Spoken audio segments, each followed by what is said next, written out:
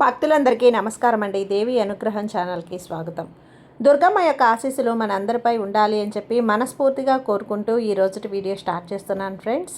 ఇక ఈరోజు వీడియోలో దుర్గమ్మ మనకు అందిస్తున్నటువంటి సందేశం ఏంటి అంటే, బిడ్డ నువ్వు నా అభిషేకాన్ని ఒక్కసారి చూడమ్మా, నీ కోరికలన్నీ నేను నెరవేరుస్తాను, నీ మనసులో కోరిక నేను తీరుస్తాను.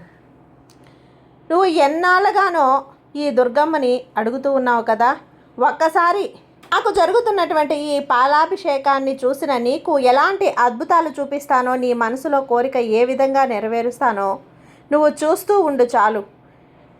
నీ కోసమే నేను ఈ సందేశాన్ని తీసుకొచ్చాను. మరి ఈ దుర్గమ్మ తెచ్చిన ఈ సందేశాన్ని వినే ముందుగా ఒక్కసారి ఫస్ట్ టైం మన ఛానల్ని చూస్తూ ఉన్నట్లయితే ప్లీజ్ సబ్స్క్రైబ్ చేసుకోండి ఫ్రెండ్స్. వీడియో నచ్చితే కనుక లైక్ చేసి సపోర్ట్ చేయండి. ఇక వీడియోలోకి వెళ్ళబోయే ముందుగా ఒక్కసారి మనకు బాగా పరిచయం ఉన్నటువంటి గురువుగారు శ్రీ వారాహి అమ్మవారి జ్యోతిష్యాలయంలో జ్యోతిష్యం చెప్తున్నారు గురూజీ సుబ్రహ్మణ్యం రాజు గారు. Contact number 9989794560. ఈ గురువుగారు ఎలాంటి సమస్యనైనా సరే ఫోన్లోనే పరిష్కరించేస్తారు.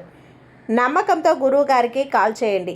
నెంబర్ 1 స్త్రీ పురుష వశీకరణ స్పెషలిస్ట్. భార్యాభర్తల మధ్య కలహాలు రావటం, ప్రేమించుకున్న వాళ్ళు దూరం అవ్వటం, మనశ్శాంతి లేకపోవటం, శత్రుపీడ, నరఘోష, నాగదోషం, శత్రు ప్రయోగాలు, ఆరోగ్య సమస్యలు, ఆర్థిక సమస్యలు, కుటుంబ సమస్యలు, మానసిక సమస్యలు మరియు ఎలాంటి సమస్యలనైనా సరే 24 గంటల్లోనే శాశ్వతమైన పరిష్కారాన్ని అందిస్తారు గురూజీ సుబ్రహ్మణ్యం రాజు గారు. Contact number 9989794560. గురువు గారిని తప్పకుండా కాంటాక్ట్ అవ్వండి, మీ సమస్యను పరిష్కరించుకోండి. జై వారాహి అమ్మ. ఇక వీడియోలోకి వచ్చేస్తే, బిడ్డ చెప్తున్నాను కదమ్మా, ఈ వారాహి అమ్మని నీ ప్రశ్నలన్నింటికీ కూడా నేను సమాధానం ఇవ్వడానికే ఈరోజు నీ ఎదుటికి వచ్చాను. ఒక్కసారి నాకు జరుగుతున్నటువంటి ఈ అభిషేకాన్ని చూడు బిడ్డ. నీ ప్రశ్నలన్నింటికీ నేను సమాధానం ఇవ్వటమే కాకుండా నీ మనసులో ఉన్న కోరికను కూడా తీరుస్తాను. ఈ దుర్గమ్మ మీద నమ్మకంతో ఈ తల్లిని నువ్వు నమ్మిన వెంటనే ఇప్పుడు ఈ క్షణమే నీ జీవితం ఖచ్చితంగా మారుతుందమ్మా. అది ఇలాంటి మార్పు కాదు, నీ జీవితంలో అద్భుతమైన మార్పును నేను మారుస్తాను. ఈ విధంగా నేను చెబుతున్న ఈ మాటలన్నీ కూడా నువ్వు క్షుణ్ణంగా పరిశీలించు, మనసులో నిలుపుకో. ఈ సందేశాన్ని సాక్షాత్తు ఆ కనకదుర్గమ్మ నుంచే నీకోసం తీసుకొచ్చాను. ఏం చెప్తున్నానో మనసు పెట్టి విను, నిర్లక్ష్యం మాత్రం చేయకు. నువ్వెందుకు అంత దిగులుగా ఉంటున్నావో చెప్పు. ప్రతి ఒక్క క్షణం నేను నిన్ను గమనిస్తూ ఉన్నాను. నిన్ను చాలా అంటే చాలా దుఃఖంగా ఉన్నావు, నువ్వు బాధలో ఉన్నావు. ఏదో పోగొట్టుకున్నట్టుగా మనసును బాధ తట్టుకోలేకపోతున్నావు. నువ్వు నీ జీవితంలో గెలవలేక ఓడిపోతున్నావు కదా. ఇదే కదా నువ్వు అలా భ్రమపడుతున్నది. కానీ నిజానికి నీది ఓటమి కాదు, నిజమైన గెలుపు నీది. నువ్వు అనుకుంటూ ఉన్నావమ్మా, దుర్గమ్మ ఏదైనా సరే ఒకటి సాధించాలని అనుకునే లోపే అది వెనక్కి వెళ్ళిపోతుంది, లాగేసుకుంటుంది. నేను ఎప్పుడూ అలా అనుకోను బిడ్డ.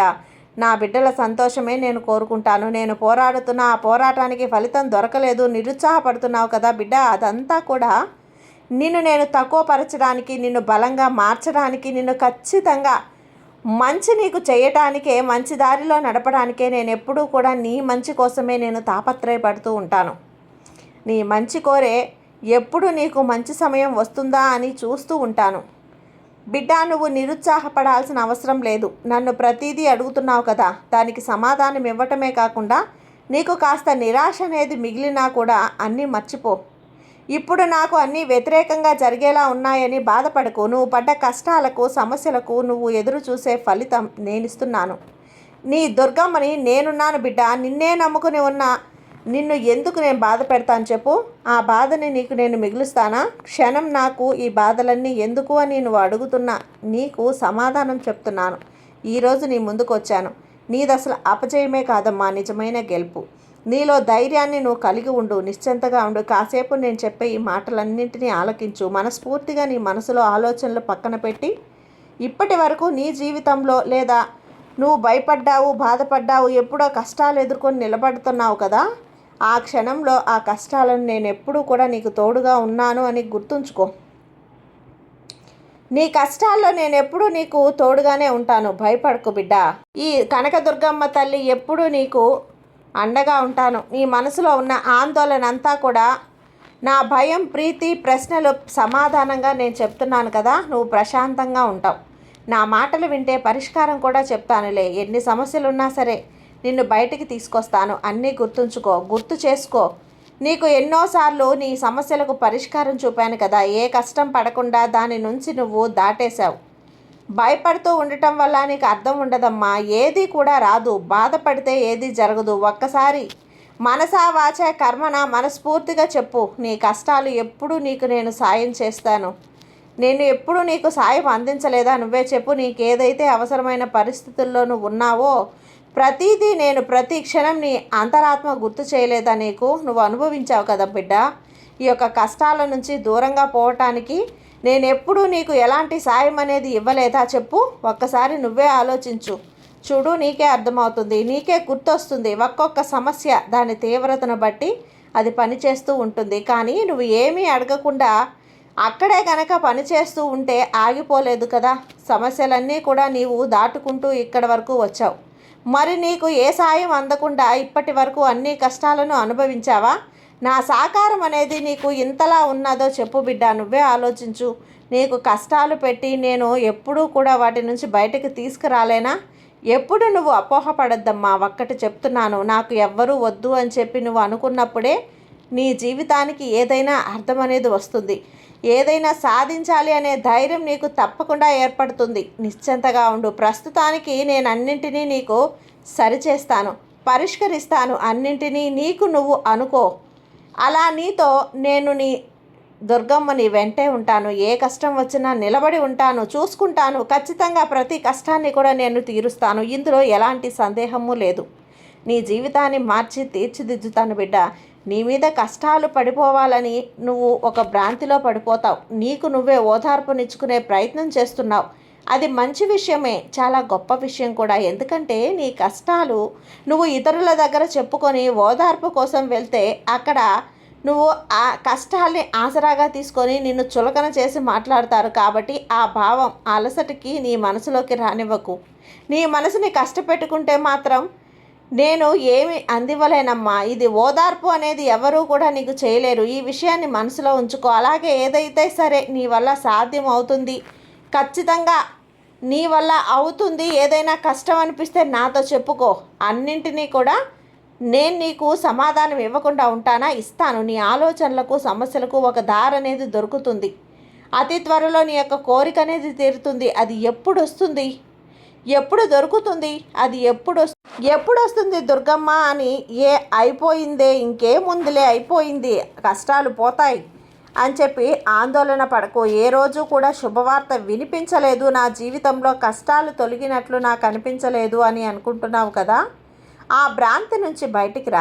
నీ మనసులో ఆ ఆలోచనలు అదుపులో ఉంచుకో. మరి ఆలోచించొద్దమ్మా. నీకెప్పుడూ కూడా కష్ట సమయంలో ఈ దుర్గమ్మ ఆలస్యం చేయదు. నీ చెయ్యి పట్టుకుని అందించేదా చెప్పు. నీ కోరిక అనేది తీరినప్పుడే, నీ బాధలన్నీ నీ గుర్తుకొచ్చినప్పుడే దుఃఖంలో ఉండిపోతూ ఆలోచిస్తూ నిరాశకు గురవుతున్నావు. ఎంతవరకు కరెక్ట్ ఇది నీకు నువ్వే ప్రశ్నించుకో. నీ జీవితం దీంతో అయిపోయింది తల్లి. జీవితంలో ఎదురయ్యే ప్రతి కష్టం, ప్రతి ఒక్కటి కూడా అనుభూతికి చెందాలి. ఏ సమస్యనైతే నువ్వు నిలబడాలి అనుకుంటున్నావో అప్పుడు నువ్వే వెళ్ళే దారంతా ఒక పూల బాటలా నువ్వు తీర్చుకొని దారి నీకు దొరుకుతుంది. ఒకవేళ అన్ని వేళలా కష్టం అనిపిస్తే అది ఖచ్చితంగా నీకు సహాయపడుతుందమ్మా. నీకు సమయం అనేది వచ్చినప్పుడు అందించబడుతుంది. నీతో ఈ దుర్గమ్మ ఉంది. ఒక్కసారి నువ్వు మనసులో ధైర్యాన్ని తెచ్చుకో. నమ్ము, నీ కష్టాలు తప్పకుండా తీరుతాయి. నీ సమస్యలు కొంచెం కొంచెం అటు ఇటుగా జరుగుతున్న అవన్నీ కూడా శుభశకనాలకి దారి తీస్తాయి. నీకు నేను తోడుగా నీ చుట్టూ ఉన్న పరిస్థితులన్నిటినీ మార్చి నీకు అనుకూలంగా తీసుకెళ్తానమ్మా. ఎందుకు వస్తున్నాయని బాధపడుకో. అలా ఎప్పుడు కూడా ఆలోచించుకో బిడ్డ. నీకు మంచి జీవితాన్ని ప్రసాదించి ఆనందంగా గడిపి సంతోషంగా నువ్వు ఉండడానికి ప్రతి క్షణం సాయం చేస్తున్నా. భయపడకు. బాధలు, కష్టాలు వీటినే తలుచుకొని దుఃఖిస్తూ ఉంటే ఎలా?